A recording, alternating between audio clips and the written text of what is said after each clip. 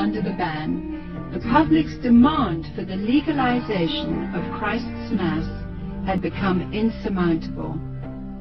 The appointment of Charles II to the throne restored England's monarchy, and with it the celebration of Christ's Mass. The Puritans had lost England, but they held high hopes for the New World. When the first settlers came from England, they were, for the most part, Puritans.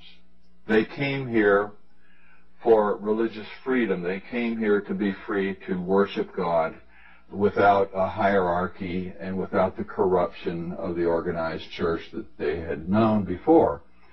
And when they came with the clear knowledge of the danger of these pagan practices that had become so dear to the hearts of their ancestors. Following England's lead in 1659, the colonies of America had likewise outlawed Christmas. For 200 years, the clergy in New England battled to keep the riotous celebrations honoring the pagan god Saturn from infiltrating the New World.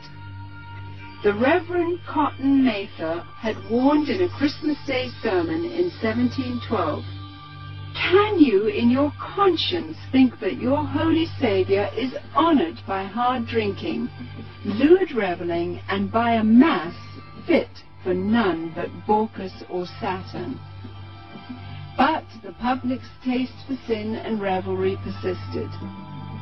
In 1828, gang rioting during the Saturnalia-like Christmas celebrations got so bad that cities such as New York were forced to institute a professional police force for the first time in order to control the savagery.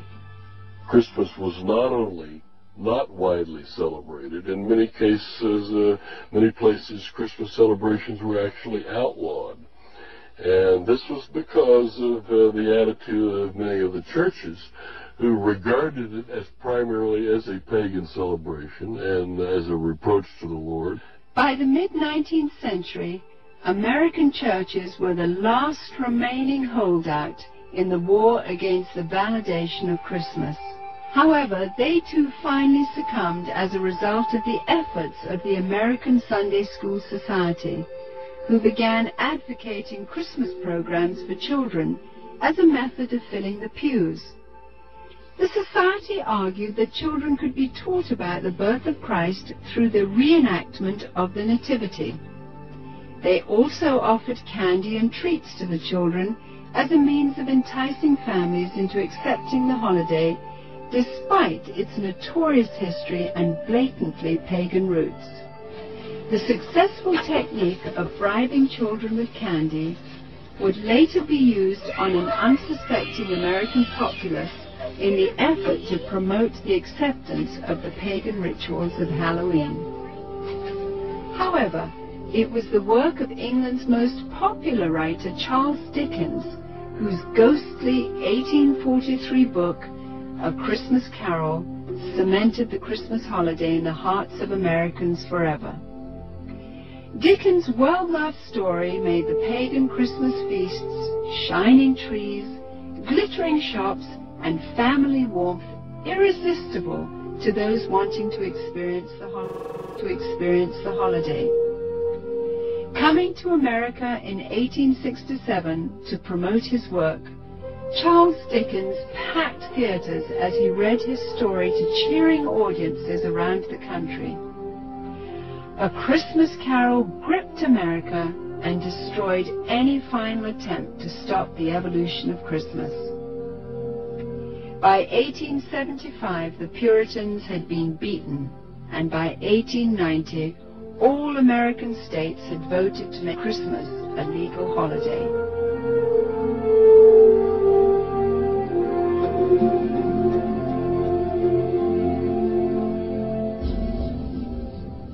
Today's tradition of the Christmas Yule log stems directly from the worship of the pre-Christian Scandinavian fertility god Yule. The burning of this phallic idol is also responsible for the concept of the 12 days of Christmas, which represented the 12 daily sacrifices offered up in the Yule log's flames.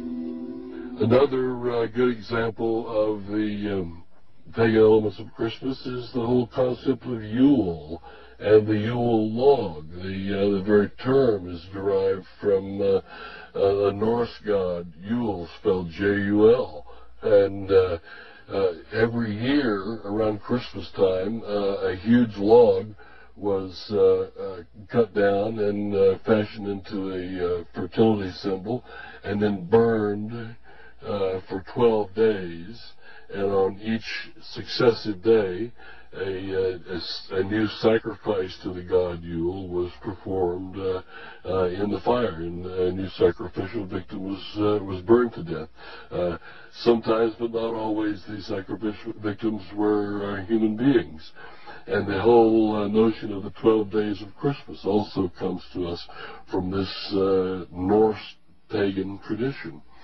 In an attempt to blur the origins of this horrific ritual, the Church of Rome placed the first day of the Mass of Christ on December 25th and the 12th day on January the 6th. Despite no scriptural references for January the 6th, it was selected as the day the wise men supposedly arrived to offer gifts to the newborn Christ. This day, then, has become known as Epiphany.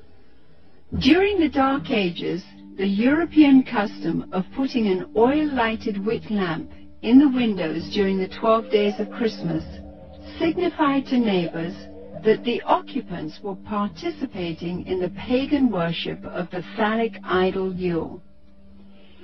In today's commercialism, this is where we get the tradition of decorating our houses with Christmas lights.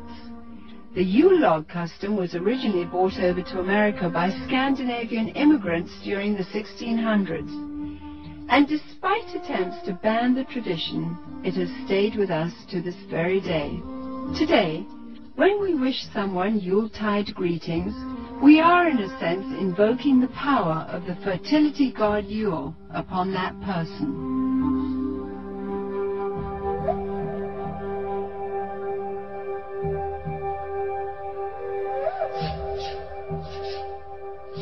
During the Saturnalia celebrations, holly and other greens were hung over doorways as part of a pagan ritual to ward off evil. To deck the halls with boughs of holly was to acknowledge the powers of the nature gods. According to Wiccan rituals, placing holly or other greens in the shape of a circle or wreath accentuated its magical power. Similarly, mistletoe, when used in the casting of Wiccan or Druidic spells, could render a woman helpless and open to sexual exploitation. This is where we get our custom of hanging mistletoe in doorways today, and if a woman is caught underneath, she may be kissed and must not resist. The fir tree, the mistletoe, all of these things typically come from overtly pagan traditions, typically from Northern Europe, German, Norse, and English. Likewise, evergreen trees have always represented sex and fertility in pagan cultures. During the winter solstice, trees would be chopped down, brought inside, set up, and decorated as idols for worship. The Christmas tree was regarded as a sacred tree.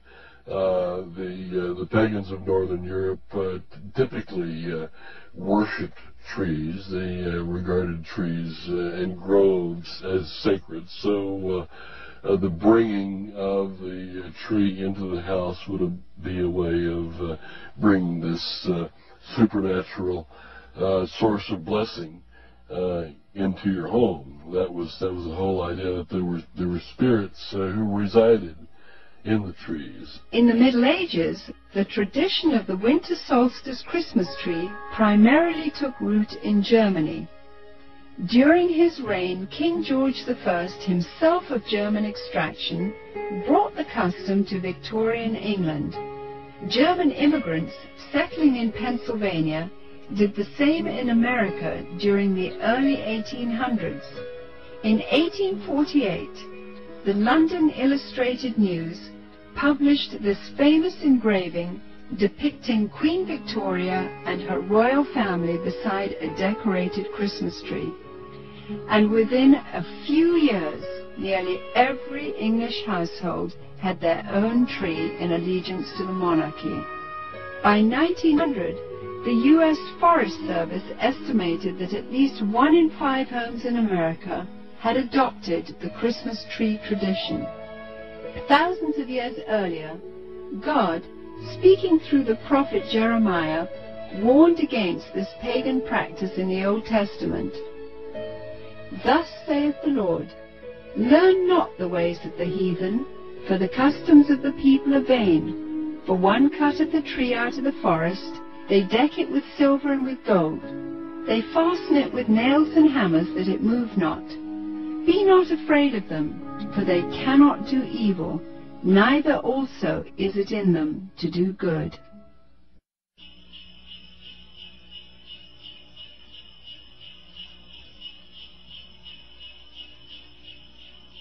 Santa Claus is another good example of a pagan element of Christmas. Santa Claus, as we know him today, is an amalgamation of several different traditions. But in most cultures throughout the world, you will find the existence of what is known as hearth gods. Gods who guard the hearth and the chimney and keep the fires burning and make sure the food cooks properly and the people are warm and what have you. And at a certain time of year, in the middle of winter, typically, the hearth god dressed in red will come down the chimney to reward those who have pleased him during the course of the previous year, and to lay curses or hexes or other forms of punishment upon people who have displeased him. The concept of Santa Claus has had a long and winding history, with a number of diverse cultures contributing to the composite character we have today. Beginning once again in Scandinavia, Santa's original incarnation was in the form of Odin, the pagan god of thunder, a tall fellow with a long flowing beard who inhabited the spirit-infested Nordic forests. Odin would travel the sky during the winter solstice, deciding who would die and who would prosper. Most believers were frightened at this particular time of year. In England, Odin eventually evolved into Father Christmas, who, crowned with sprigs of holly, traveled the countryside getting roaring drunk as part of the Festival of Fools celebration. Frequently he would be accompanied by a horned goat, ironically the biblical symbol of those who reject the salvation of Jesus Christ. According to the traditions of the Church of Rome, there was a Turkish bishop named Nicholas who hailed from Myra in Asia Minor during the 4th century. He was known as the patron saint of seafaring men. Over the centuries, as the legend began to unfold, it was rumored that St. Nicholas had actually captured the devil himself, put him in chains, and made him his personal servant. Recognized in various cultures as Krampus, Beelzebub, or Zwart Piet, Black Peter, this assistant of St. Nicholas is best known by his German name, Knecht Ruprecht. Described as a hideous horned creature, the servant Ruprecht was a dark and sinister figure who stood in stark contrast to the saintly Nicholas. Somehow Father Christmas's companion, the horned goat, had metamorphosized into the foreboding horned devil called Ruprecht. As St. Nicholas traveled from house to house, inquiring about the behavior of children, Ruprecht would drop candy and gifts down the chimney into the good children's shoes which had been placed there. It was from this story that we get our tradition of hanging stockings on the mantle at Christmas time. If able to recite a verse or demonstrate a skill for St. Nicholas, the child would receive a gift. If unable to remember a verse, or if the child had been bad, he or she would receive a switch or a whip. Ruprecht also carried a large sack which he would frequently use to haul away